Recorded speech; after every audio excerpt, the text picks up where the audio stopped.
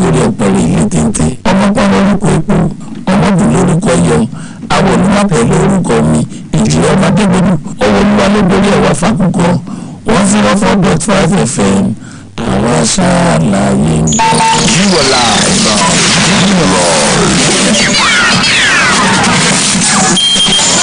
on Osho Radio. 104.5 FM.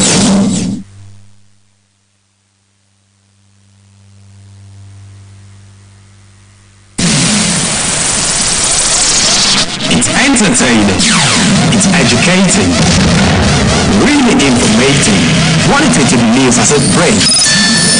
OSBC Radio 2, 104.5 FM. Miracle the soul from the Sahara, voice of the West. You are listening to the view for the 5 megahertz.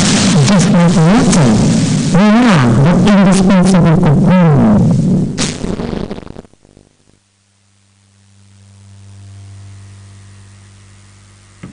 It's 12 o'clock. Still listening to OSBC Radio 104.5 FM, Voice of the West, Nigeria. It's time to bring you the word at noon.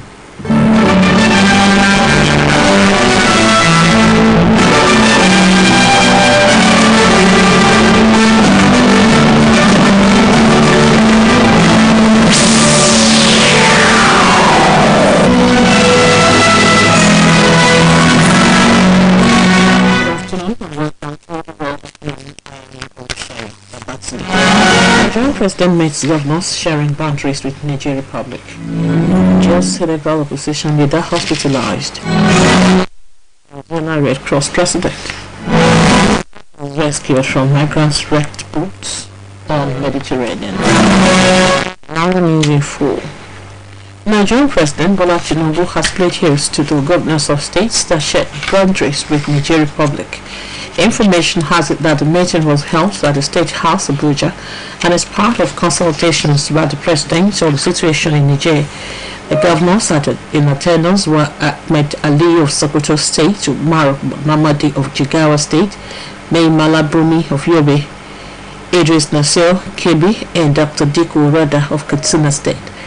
Meanwhile, the northern elites have kicked against the planned onslaught against the military junta in Niger, while citing the likely consequence of such action on Nigeria. President Tinubu, who doubles as the chairman of the Economic Community of West African States, ECOWAS, had issued a 7-day ultimatum to the military junta in Niger Republic to restore democracy by returning power to Mohamed Bazoum. This led to quite a number of sanctions, part of which resulted in the closure of borders with Niger, including an indefinite suspension of flight activities. The president had written the leadership of the National Assembly to approve the deployment of military personnel to the troubled Niger. In the meantime, the Senate turned down the request while it asked President Tinubu and other leaders of the region to tread with caution in addressing the political situation. And still in Niger, the Niger's core leaders have closed the country's airspace until further notice, citing the threat of military intervention from neighboring countries. Flight tracking website is showing that there are currently no aircraft in Niger's skies. The West African group of countries, ECOWAS, had earlier warned that it could use force if President Mohamed Bazoum is not reinstated. A junta spokesperson says Niger's armed forces are ready to defend the country. It should be recalled that Mr. Bazoum was detained on July 26 and General Abdurrahman Tijani, commander of the Presidential Guard, later proclaimed himself the new leader. The military takeover has been internationally condemned, including former colonial power France and the rest of the European Union, as well as the United Nations and United States. Senegal's jailed opposition leader, Mr. Ousmane Sonko, who has been on hunger strike in prison to protest against his criminal charges, has been admitted to hospital.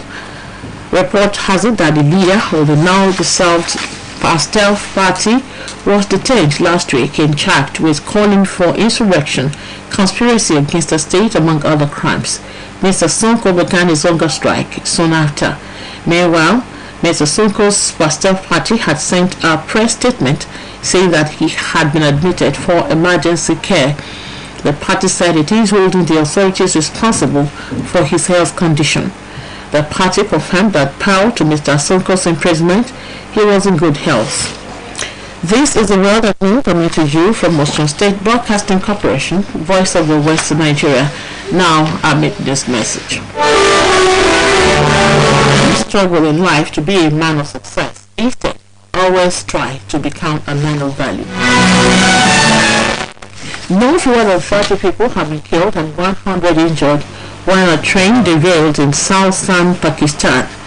A police spokesman confirmed that several carriages of the Hazara Express overturned near Sahara railway station in Nawab Shah, about 275 kilometers from the largest city, Karachi. Report has it that wounded passengers were moved to nearby hospitals while rescue teams are trying to free people from the twisted wreckage. Report added that accidents on Pakistani's antiquated railway system are not common. Videos posted on social media showed dozens of people at the site of the incident, with some passengers slamming out of the overturned carriages. Rail Minister Mrs. Ahad Rafiq said initial investigations showed that the train was traveling at normal speed and that they were trying to establish what led to the derailment. He stressed that it could be the result of a mechanical fault or sabotage. Authorities have dismissed reports that the track was flooded. In the meantime, a railway spokesperson in Karachi said at least 8 carriages went off the track. The Supreme Court in Venezuela has dismissed the president of Venezuela's Red Cross, Mr. Mario Enrique, after more than 4 decades. Mr. Villarreal has been allegedly accused of harassment and ill treatment, which the state prosecutors are investigating. Also, members of the charity's board of directors have also been sacked. In a statement, Venezuela's Red Cross has expressed its absolute and unrestricted support for Mr. Villarreal. In the interim, the court had ordered a broad and diverse restructure of the charity. Meanwhile, former president of Venezuela's largest business association, Mr. Ricardo Cusano, has been appointed to chair the board as part of the organization's restructure. The court said the activities of the Venezuelan Red Cross will remain unharmed. Many people have been rescued from choppy seas in the Mediterranean as they clung to a rocky reef after suspended migrant boats launched by smugglers from Northern Africa shipwrecked in rough waters. Survivors said about 30 fellow passengers were missing from capsized vessels. The Italian Coast Guard confirmed that a woman and a child on board with one of the boats lost their lives. Information has it that 2 helicopters battled strong winds to pluck people to safety after they were stranded for nearly 2 days on a steep, rocky reef off the tiny Lampedusa island. And here again are the highlights of the world at noon. The Nigerian president refused to governors of states that shared boundaries with Nigeria Republic. The Senegal state opposition leader, Mr. Ousmane Sonko, who had been in hunger strike in prison to protest against his criminal charges, had been admitted to hospital. And Venezuelan Supreme Court has dismissed the president of Venezuela's Red Cross, Mr. Mario Enrique Villarreal, after more than 4 decades. And many people have been rescued from choppy seas in the Mediterranean as they clung to a rocky reef after suspected migrant boats launched by smugglers from Northern Africa shipwrecked in rough waters. And that was the World at Noon, edited by Olushola Egbedofo and delivered by Olushayo Babatunde. In today's news talk, Lateef Agbola of our editorial beat welcomes the plans by the federal government to harmonize workers' salary and recommends other urgent steps to cushion the effect of subsidy removal. Of Civil Service of the Federation Dr. Folashade Yemi-Osun, recently announced that plans were in place for a single wage scale that will be performance-based for civil servants in ministries, departments, and agencies of the federal government. During a virtual interactive session with a cross-section of civil servants from MDAs, Dr. Yemi-Osun noted that plans were being made by the federal government to ensure that civil servants enjoy better days following the removal of fuel subsidy.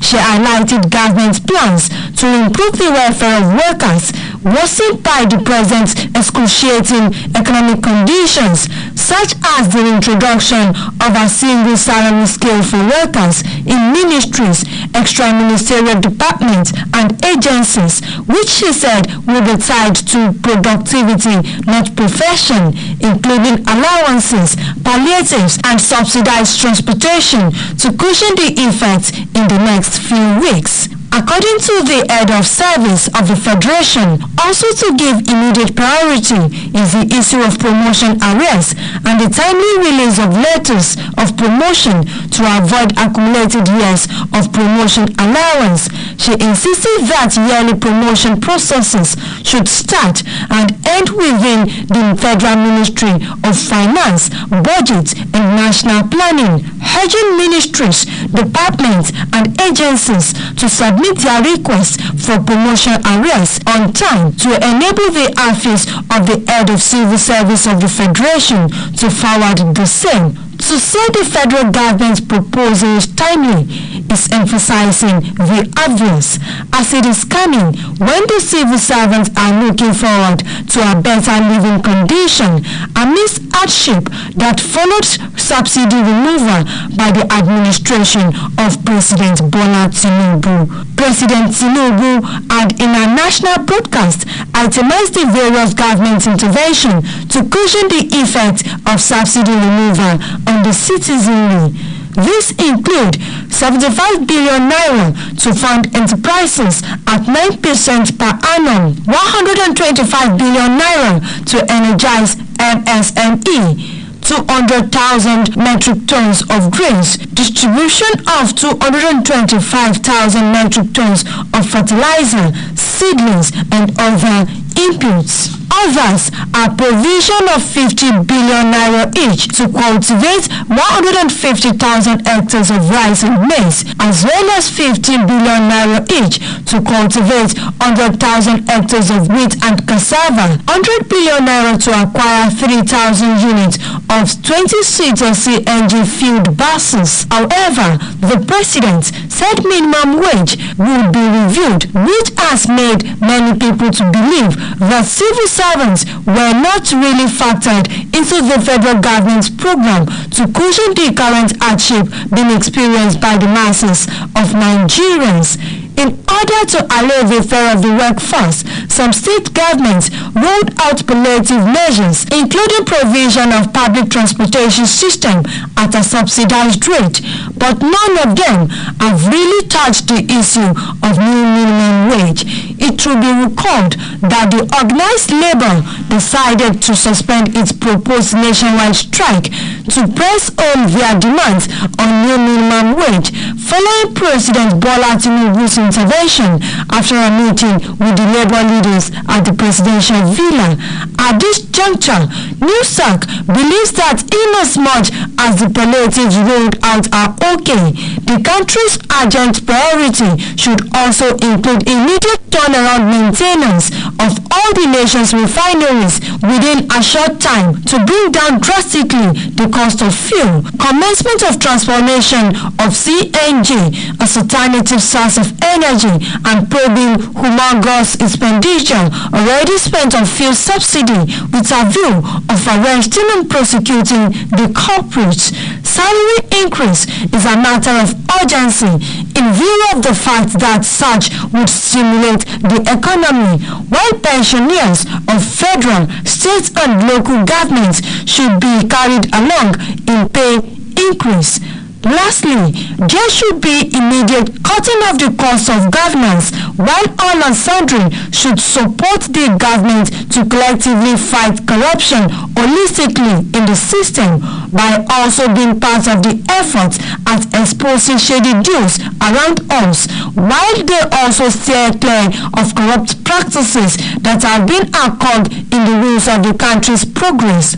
NewSAC perceives that it will be very difficult to achieve success in a renewed hope agenda of President Bola Ahmed Tinubu until leaders and the led see Nigeria's project as a collective responsibility. That district by Latif Abdullah of our news desk supported the plans that the federal government to harmonize workers' salaries and recommended other urgent steps to cushion the effect of fuel subsidy removal. And the news was presented by Nafisat Ojedele. For more about us, go along to OSBCNG.org. Thanks for listening. Good afternoon.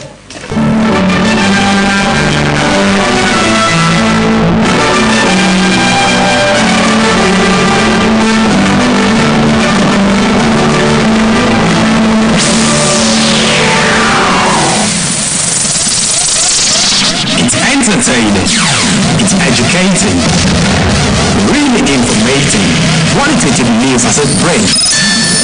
OSBC Radio 2, 104.5 FM.